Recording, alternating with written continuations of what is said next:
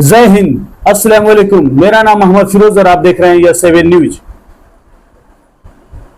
एक सऊदी अरब से एक हमारे पास वीडियो आया है। उसमें टूना पांड्या को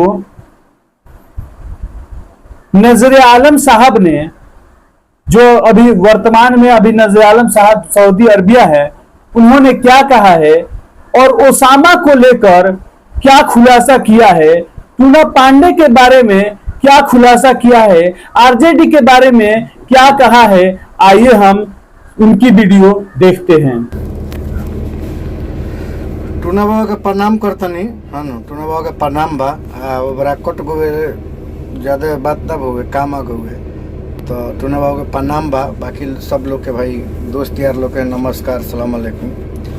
कहतनी बाबा के कहे के ये रहला कि केहू के बदनाम कोई ठीक ना हो। अब आज तो देखतनी कि फेर होगा जितना गाड़ी गुप्तवा कोयले बनी जाटा सिंह के साथे वो फेर वायरल हो रहा बा। कितना गंदा गंदा वहाँ के गाड़ी रोगा के दिले बनी। अगर रोगर लड़का चाहे लड़की लो सुनी लो तो लोग के मतलब छोई पर का असर पड़ी कि बाबूजी रोगा का राजनीति खातिर इतना गिर जाता नहीं है, इतना एक अथी करता नहीं कि लोग हमने के कहीं के नहीं के छोड़त। हाँ, दूसरा बात ये हम एगो रउआ के बतावे चाहता नहीं टूना बाबा के एगो बात के माध्यम से रउआ के समझावे चाहता नहीं। रउआ जो नाराज बानी ठीक बा, नाराज बानी बहुत अच्छा बात बा, रउआ नाराज बानी, लेकिन ई आरजेडी इतना जबरदस्त काम कैले बिया, इतना बेहतरीन काम कैले बिया कि ऐसे हर दल वाला के अंदर डर हो गइल बा। चाहे कोनो विपक्ष होके, पक्ष होके, चाहे केहू कोनो जाति होके, अब लोग के ई डर हो गइल बा कि भाई हम जीते मगर पब्लिक जिताई, हम ना काम करें तो हमरा के अगला बेर पब्लिक नेग्लेक्ट कर दी, पार्टी नेग्लेक्ट कर दी। तो ई बहुत अच्छा एगो आरजेडी एगो मैसेज दिलस समाज में आ बिहार में, बहुत बेहतरीन मैसेज दिलस। हम सैल्यूट करतनी के तेजस्वी यादव के, बहुत बढ़िया मैसेज गइल बा हर आदमी खातिर। आ दूसरा बात ई हम कहतनी कि टूना बाबा कोनो अगर पार्टनर में कोनो काम कल जाला, बिजनेस कल जाला या कोनो ऐसा काम कल जाला या गाड़ी घोड़ा कुछ खरीदल जाला, तो दोनों आदमी के, अगर दो आदमी पार्टनर बा तो दो आदमी के सहमति होगा, चाहे तीन आदमी बान तो तीन आदमी के सहमति से कोनो भी रउआ काम करें तो सहमति से काम करें, ठीक बा। तो उहे हाल बा एबरा जौन इंडिया चाहे एनडीए गठबंधन चलता, तो कोनो भी टिकट चाहे कोनो भी केहू के उम्मीदवार बनावल जाता तो सबके राय मसला से होता। अगर ऐसा बात ना रही तो जीरादेई में सबसे, अगर आरजेडी के अगर उम्मीदवार, अगर आरजेडी के टिकट के बात रही तो जीरादेई से सबसे प्रबल उम्मीदवार आ जागरूक उम्मीदवार सबसे रहन हरेंद्र भाई, हरेंद्र मुखिया, ओकरा बाद अजय चौहान, ओकरा बाद संजय सिंह, ऐसे बहुत नाम रहला। लेकिन हमनी के महागठबंधन के पालन करे के बाद ई सीट गइला महागठबंधन में केकरा, माले में। माले केकरा के लड़ावतिया, अमरजीत कुशवाहा के। अमरजीत कुशवाहा लोग के नाराजगी रहला, लेकिन काम भी कैले बन, एमे कोनो झूठाई नहीं के, काम भी किया है बंदा, लेकिन लोग के नाराजगियों रहला हनु। लेकिन का अगर जीता तरन नहीं बेरी तो वो अपना काम के बदौलत जीता तरन, ठीक बा। ऐसे भी सब लोग के मैसेज चल गई बा कि भाई जब गठबंधन के बात बा तो वोट इनर्जीते कुशवाहा के दिया के चाहिए, ठीक बा। तो हम रहुआ के ऐसे ही मैसेज एगो देता नहीं कि लूडो रहुओ खेल होके हम जब लूडो खेलल जाला तो 4 आदमी खेलेलन, तो जब गोटी निकल जाला, गोटी अगर निकल जाता तो लोग चाहेला कि हमरा छक्के आवो, हमरा छक्के आवो, यानी 12 दाना आओ, हमरा छक्के आओ। लेकिन अगर एक भी आवेला नु तो ओके गोटी के चले के पड़ला। काहे जानता नहीं कि वो नियम के अनुसार हो जा काम करे के बा। एक भी आई तबो चले के बा, छक्का आई तबो चले के बा। तो वह हाल सेम गठबंधन के बा। गठबंधन में जेकरा जहाँ से सीट मिली वही लड़े के बा, ओकरा सबके मदद करे के बा, ठीक बा।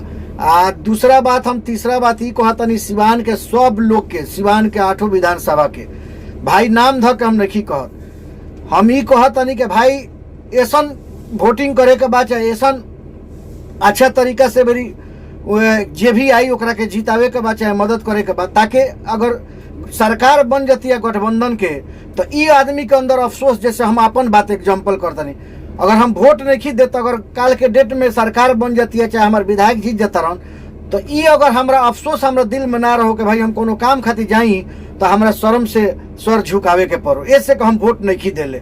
तो ये सब काम केहू के बहकावे फुसलावे में आके चाहे केहू के दबाव में आके सब अपन वोट जियान नहीं कैले काम आ सबके बेरे पता हो गई बा आके बेरी आरजेडी के सरकार बनी आ बिंदास सबके काम हुई। एगो और बात बा के मगरमच्छ के लड़का के तैरे के सिखावे के जरूरत ना पड़ी, ठीक बा टूना बाबा। तो जब विकास पुरुष साहब रहलन तो जब उनकर औलाद भी बान उनकर लड़का भी बान तो वो विकास बिना कहले करिहन, एमे कहला के कोनो जरूरते नहीं है, कहला के कोनो जरूरत नहीं है, ठीक बा। हम ओसामा भाई से एगो बात जरूर करें, उनका से बहुत रिक्वेस्ट करें कि भैया आदमी परख, ठीक बा, आदमी परख, आदमी रगे रह तरन आगे आदमी साथे बारन सब ठीक बा, लेकिन आदमी परख, ठीक बा नु। आ साहेब परिवार के टूना बाबा कहनु के बहुत बड़ा धोखाबाजी या हेंगा होंगा, तो साहेब परिवार के भी एगो गलती बा। ये गलती के हम मानते जानते क्या गलती बा कि जौन आदमी के समाज में बोले के लूर ना रहला, चले के लूर ना रहला, जेकरा बैठे के लूर ना रहला, वो आदमी के जमीन से आसमान में बैठाए वाला उ साहेबे परिवार बा, ठीक बा।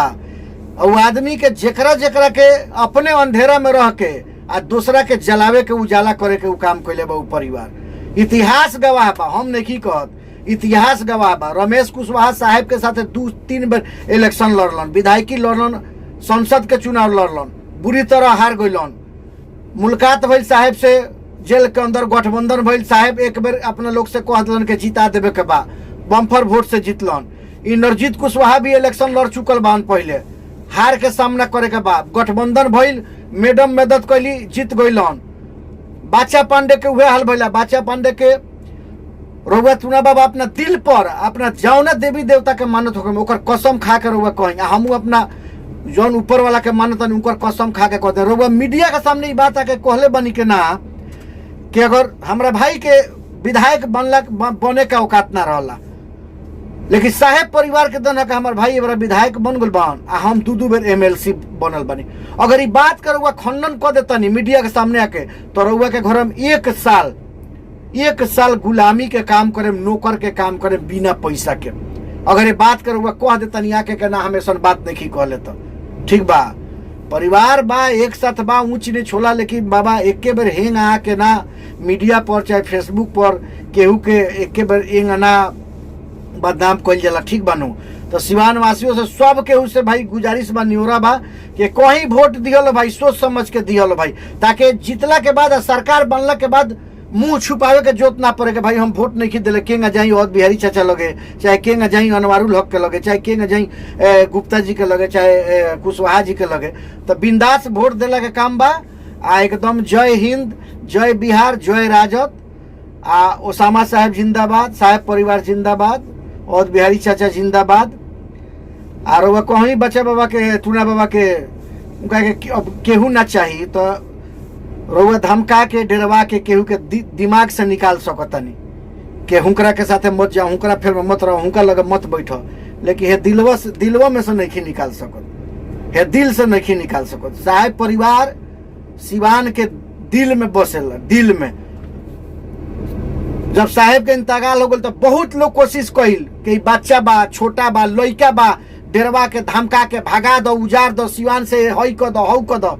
लेकिन सुन ली टूना बाबा, दुश्मन लाख बुरा चाहे तो क्या होता है, वही होता है जो मंजूर खुदा होता है। अल्लाह साथ में है, हम लोग को किसी का जरूरत नहीं है। हमारा बस साहब का लोग साथ में है, आरजेडी के लोग साथ में है, महागठबंधन के लोग साथ में हैं। अल्लाह का मदद रहेगा, चुनाव भी जीतेंगे और इज्जत भी बरकरार रहेगा, और अपने लोगों के काम भी होगा इंशाअल्लाह। अस्सलाम वालेकुम।